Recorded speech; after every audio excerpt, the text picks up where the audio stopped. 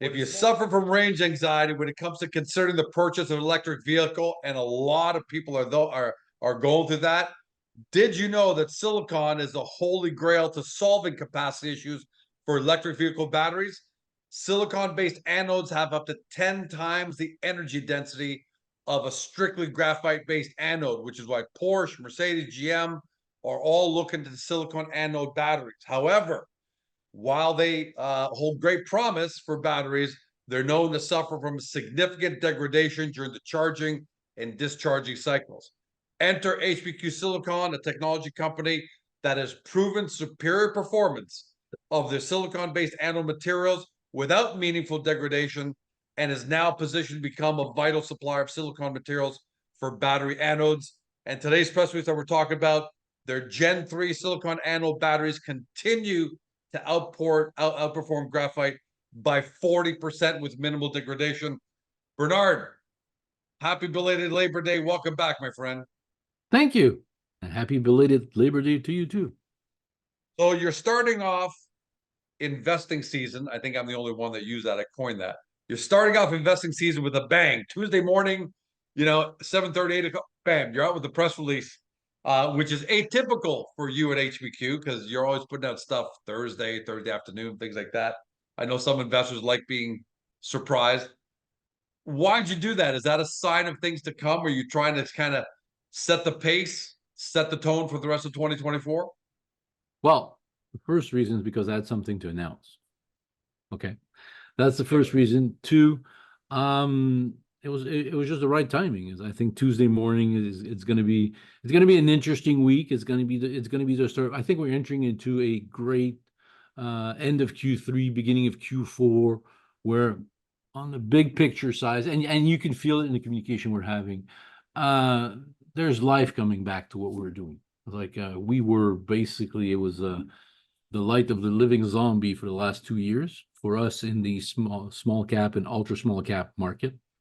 And you can start to feel that there is starting to be life, and companies like HPQ, which do have real tangible project to present with real tangible results, with real tangible partners, are getting a different look right now. So yeah, it's the start of a fun season, I hope.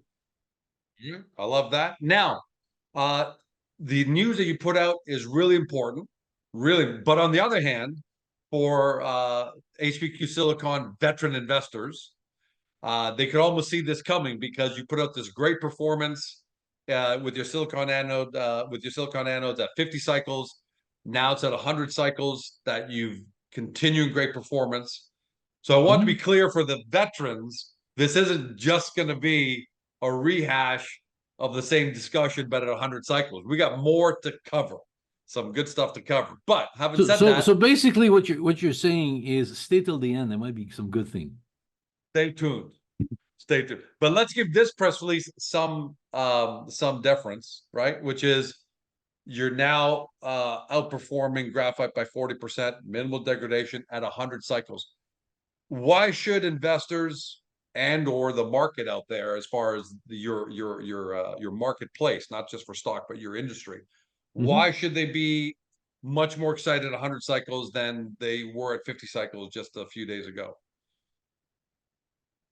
Well, because it's 50 cycles more. I have to understand silicone. When you have high performance silicone batteries, basically means that you sort of have a higher amount of silicone in the batteries. It's pure math, no logic. But when you have more silicone in the battery, okay, you therefore expect a higher level of degradation. So for this level of capacity of battery, which is in the world record range, okay, when you do a maximum charge discharge testing, okay, to be able to continue for another 50 cycle, to continue to deliver these material is a great victory, okay? Eventually, at one point, is it going to be at 200 or 250? We're going to start to degrade. But we're so high up over what's commercially available right now in the graphite space that we got a lot of room before we even, before we match what's available out there commercially. So yes, it's very important news because, as we've seen in our first iteration of these material, the degradation started to come a little bit quicker, faster. And in this case, it's not there. We're keeping the battery capacity. It's working over cycle. It's a very powerful batteries. There is some significant usage to this, you know. I think we were having some discussion with some drone manufacturers, and we might eventually end up, you know, making bigger lots of batteries and sending them for them to test them. Because, you know, what we call an 1650 batteries isn't a batteries. Okay? It's a battery cell. A battery is an assemblage of multiple of those batteries together. So I think in drones, they put 6 of them or 8 of them together, make them work together, and then make them operate. So no, it's for me, it is a very significant news for at multiple level. Okay, this is, yeah, it sounds repetitive, but being able to repeat results and do better is the key. All right, It's such a good thing. it's the Repeating key. It's wins is what led Tom Brady to a Hall of Fame career. exactly. It's like the fact that we can repeat, do better, keep doing it over a longer cycle, have less degradation is a great victory. And I'm happy to share this with my investors. If you're not happy with it, don't listen to me. You know, it's a free country. You know, there's a button called off. You know, and if I go down to 2,000 to 1,999, you know, YouTube view, not going to kill me. I don't think I get that Now, much of a big paycheck out of that. and we had this discussion because there's some very little, but there's some discussion about, you know, how many cycles do you need to prove this over in order to win.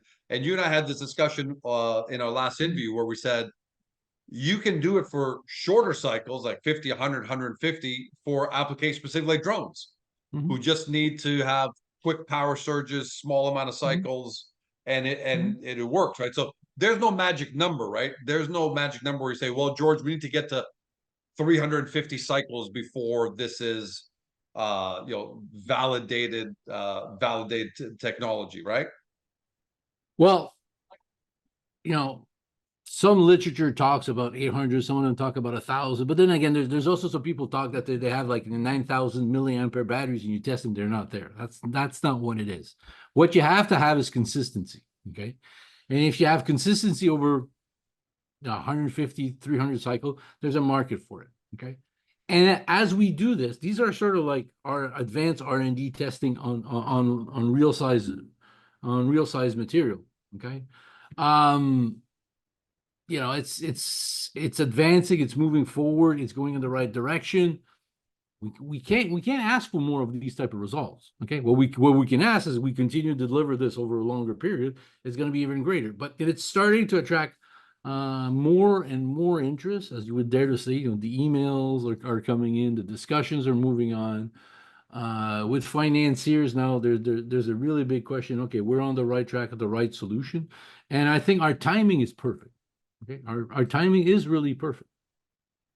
You know, because And you stole my thunder there because I was going to quote Dr. Crane, okay. a small excerpt where it says, our ability to achieve 40% more capacity after 100 discharge cycles under real world conditions, demonstrate our capabilities and expertise in the domain. Okay, great. And I was going to ask you, but I think you kind of stole my thunder there. My typical question is that translating to phone calls? Is that translating to attention?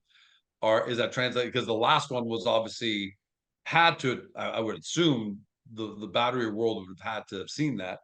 And now you're saying that you're seeing expressions of interest that is starting to pick up? It is starting, and it's starting to pick up from the field I thought it would be coming from.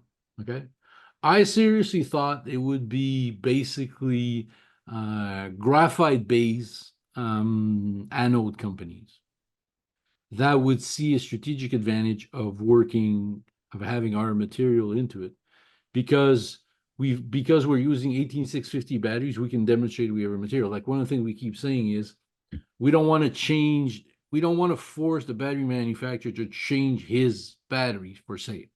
Okay. So this is why the key of us using 18650 batteries. We're demonstrating that we're following a pathways which will not affect their manufacturing process. So it's going to be easier to implement. It's not going to happen overnight, okay?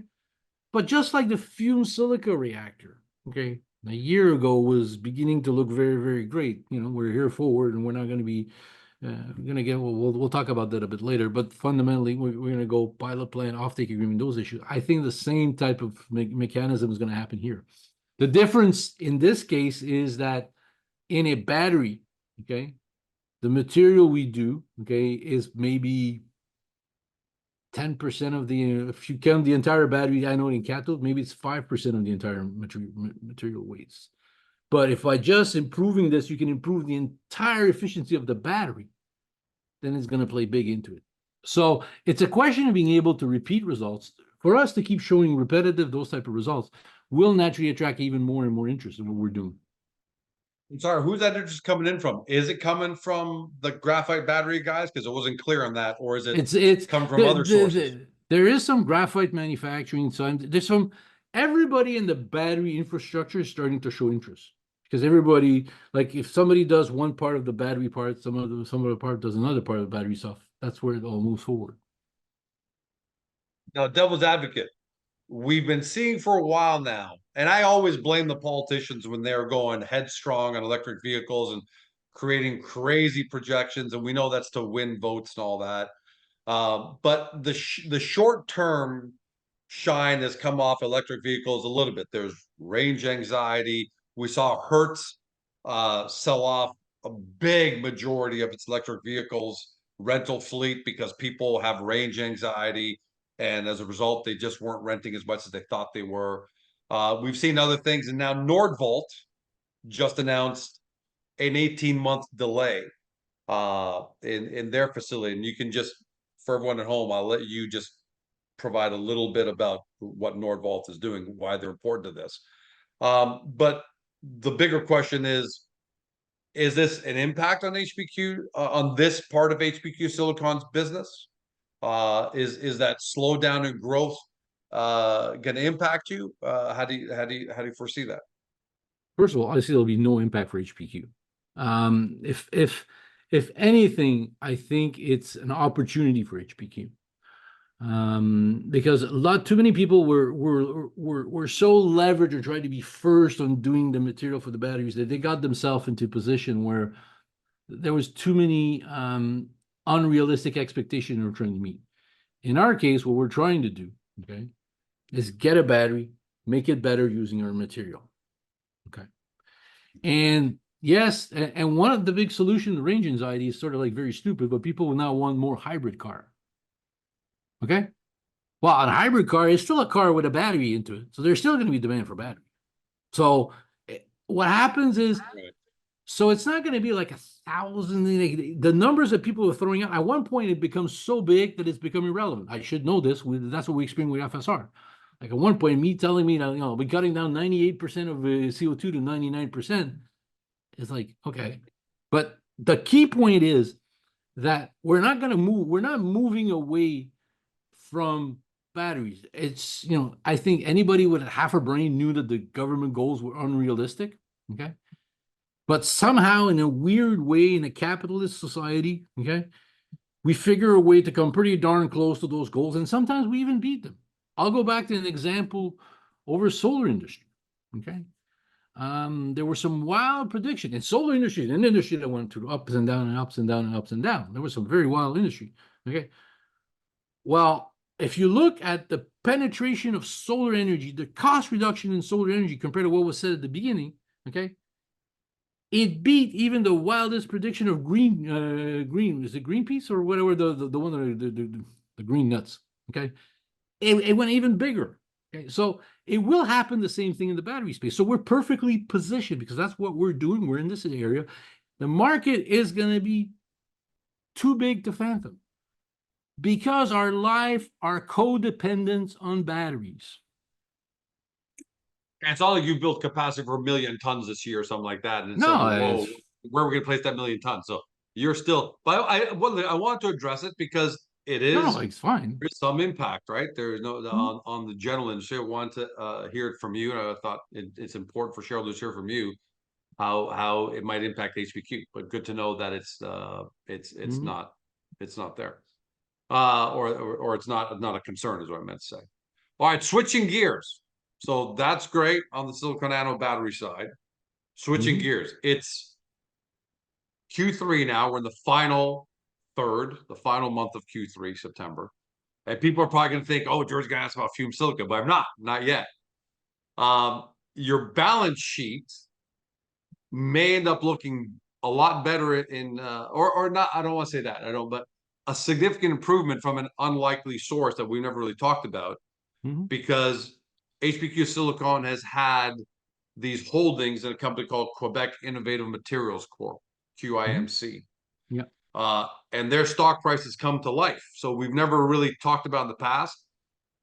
Give us 1 minute on why HPQ Silicon has shares in QIMC, what it means to your balance sheet, and what you're doing about monetizing those shares. So go ahead on that.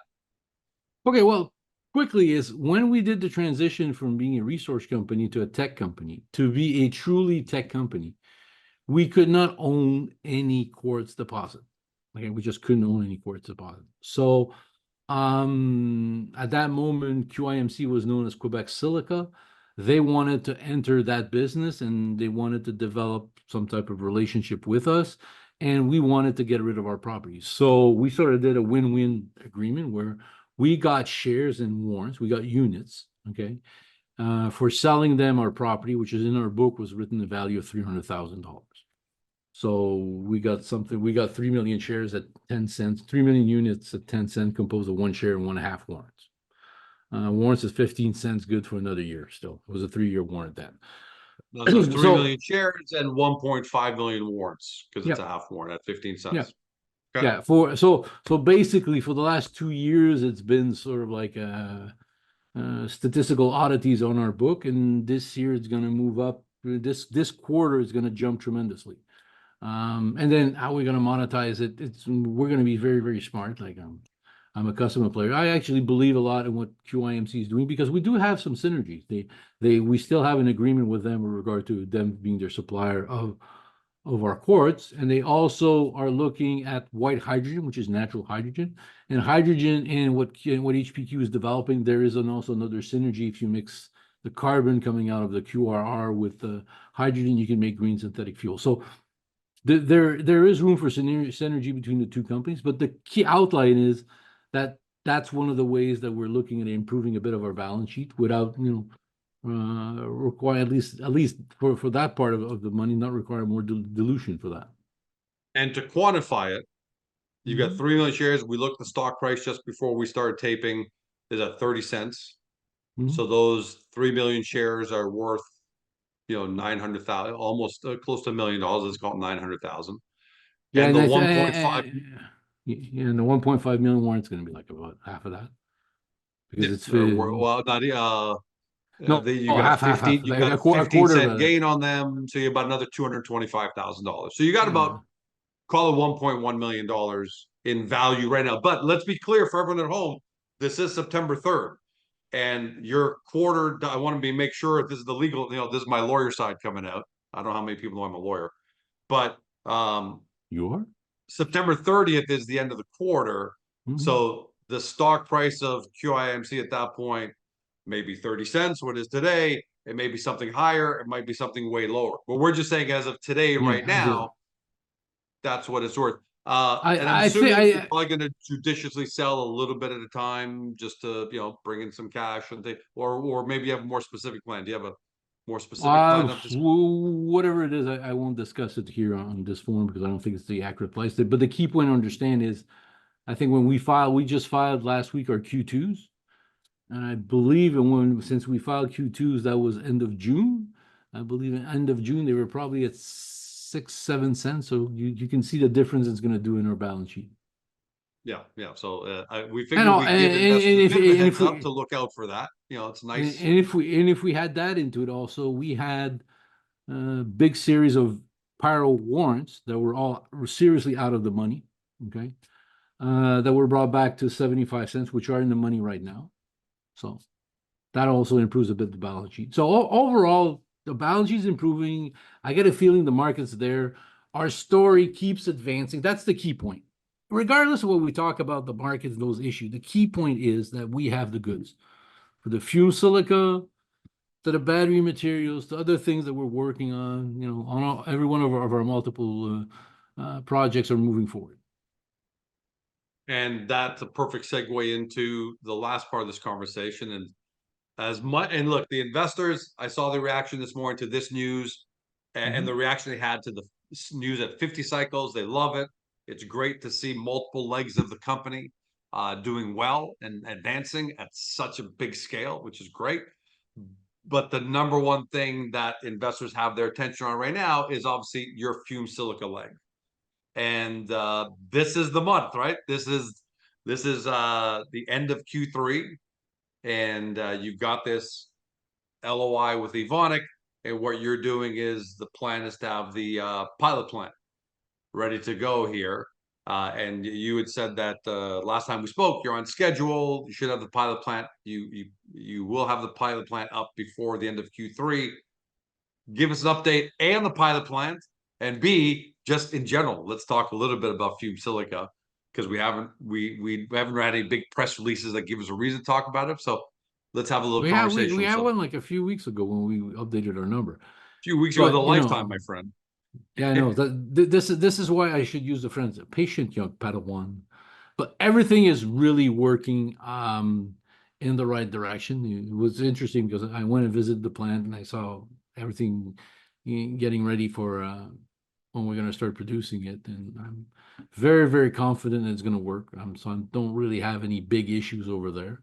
Nice. Trust me, you're not the only one being impatient. I got Evonik's asking me for updates pretty regularly, but at the end, who they're going to go to, there's only us. And what's interesting is the last time we spoke, which you say was a lifetime ago, actually has awoken some of the other people we've signed NDA with. And they're coming back now asking me for more materials to try to discuss. So I'm starting to get the feeling that as I believed into it, which I fully realized that with what we're seeing with the FSR seems to be too good to be true. Okay. But I think in this quarter and next quarter is going to become too big to be ignored. And I truly believe this. So I got Can that. you be a little more? Can you be a little more specific about? Well, it's the reach outs have been. It was a question of we had to take some strategic choices. Okay, when we made the sample originally, we didn't make a shitload of this stuff because it's the lab scale. Okay, so I had to take a judicial decision to how I would attribute the most material from one to the other. Now, the one that got the most of it was Evonik. I think they got 60 grams of the stuff. I'm going from memory, or maybe 100 grams of the stuff, which was enough for them to validate its commercial. We gave less to the other one. But the fact that they're coming back and saying, "Oh, we probably like a kilogram now," tells me, okay, the material was good. Not good enough for them to be as gutsy as Evonik, but good. So that for me is good. Very, very, very, very exciting. So that is exciting. How do you handle that, given the fact that Evonik is your LOI partner, and obviously you are very loyal to them, but at the same time, you have a company and you have to be loyal to your company, the shareholder. So how do you handle when George Silica suddenly awakens and says, "Hey, Bernard, can I get my hands on some bigger samples?" How do you handle that? Is that a tightrope, or is that not really that difficult to do? It's not really a tightrope, but it's going to be played intelligently. I'm not going to be I'm going to be transparent about this and discussing this with all my partners, which include Pyro, and having those discussions because we are on the road to finalizing the 50-50. They've converted their thing. We haven't finalized the new shareholder agreement, mostly because it was vacation time for everybody, except me, but everybody else. Except you. You weren't that much on vacation. I didn't have really any time to annoy you this year. You can go Singapore in a couple of weeks, so I get a feeling everyone should know that. Okay. 16th, 23rd, so guaranteed we're gonna have 3 interviews that week, probably, knowing you. And hey, listen, last time you told me that in Dubai, first of all, there was biblical floods. And then you says, I'm too busy for you. You said that. I I'm remember never that. too busy for you. I just try and You said keep that in you at bay. Dubai. You're like the lion and I'm the tamer. I'm trying to keep you at bay a little bit. Um, but going back to what you're saying, so Pyro's finishing off. Okay, the big, yeah, you're right. Lawyers, everyone's away, so that's gonna be finishing off. So you Yeah, but have you're gonna that doesn't really change anything. You know, it's still HPQ Silicon Pulveris is being operating the same. We have like I have multiple groups that are interested in financing us differently. It's just that uh in my mind, maybe I'm wrong. In my mind, we got to finish at least the pilot plant working so we will get the full idea of the costing. Okay, there's nothing I hate more than companies that sign deal too fast, okay, and then end up missing somewhere an error, and the deal is too better for the other guy. So you always got to, realize the other guy probably knows more about some few things than we do. Not that I'm nervous about doing a deal or anything else. I'm just prefer to be a bit more cautious. And if it takes a few more weeks for us to get a great deal, it'll take us a few more weeks to get a great deal. But we will get a great deal. I don't have any issues with this.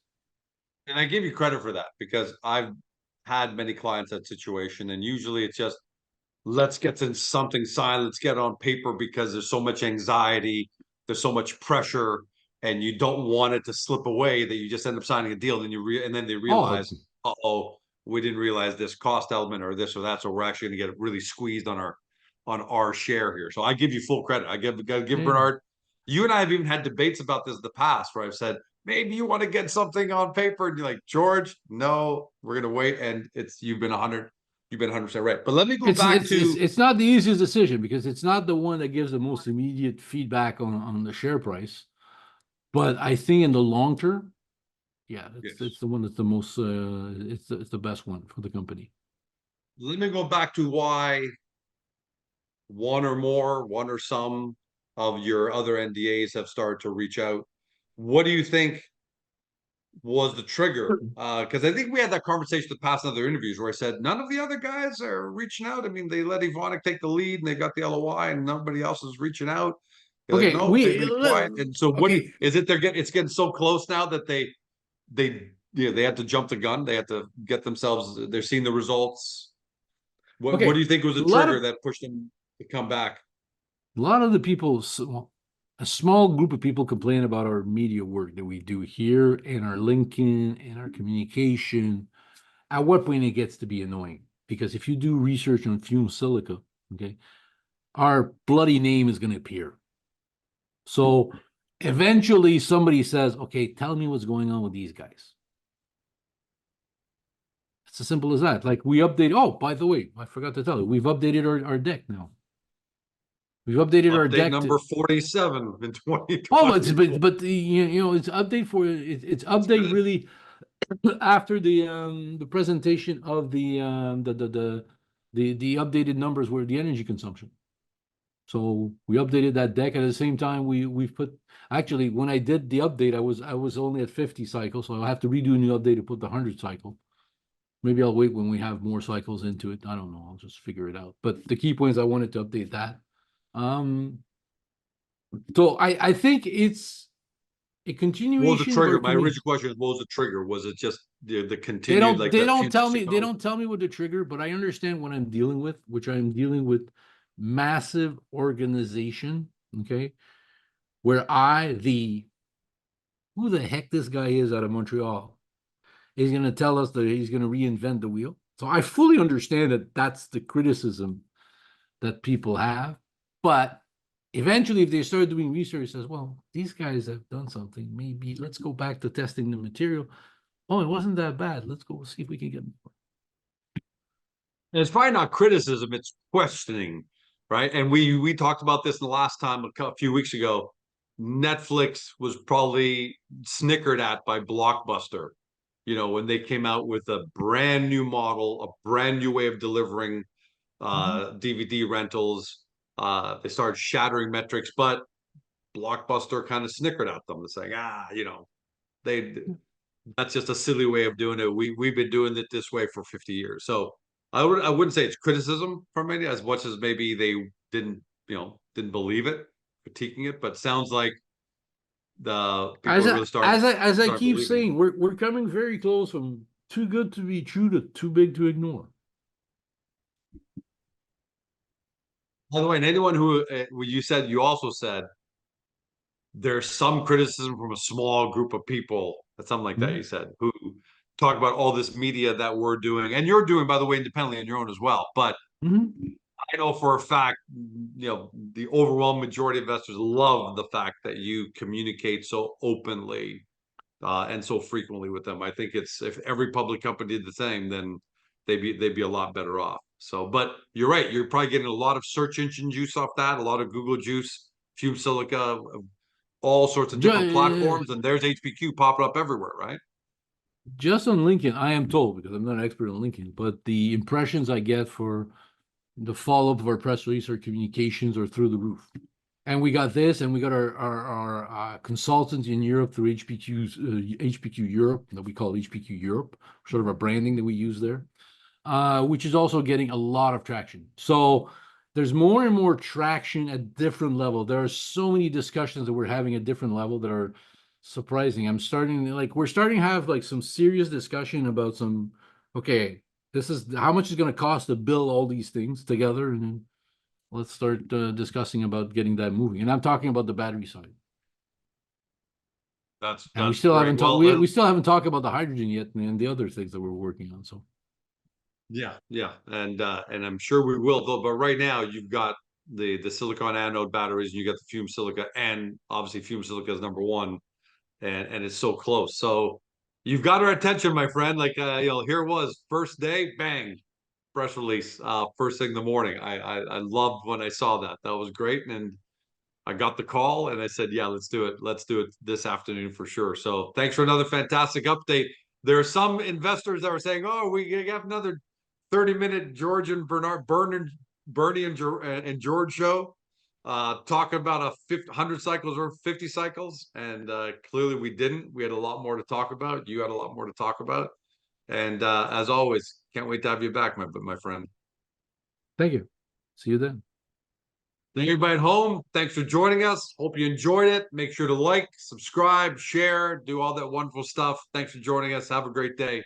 See you next time. Hey Small Cap fam, I hope you loved this interview because more than a dozen people were involved in its production for the sole purpose of making you happy. If so, can you take a moment to support both our awesome guest company and Agora.com? Your engagement means the world to us. First, if you enjoyed this video, give us a thumbs up by tapping that like button. It's a small gesture that helps this interview reach even more potential investors to discover today's guest. Second, we would love to hear your feedback on this interview, so please leave a comment below. Be sure to keep it clean, but feel free to poke fun at George. If you loved what you heard on today's video and want to dig into our guest company right away, take a look at the links in the description below. And while you're at it, hit that subscribe button and ring the notification bell to never miss another great Agora.com small cap video. Thank you so much. We couldn't do any of this without you. Make sure to come back soon.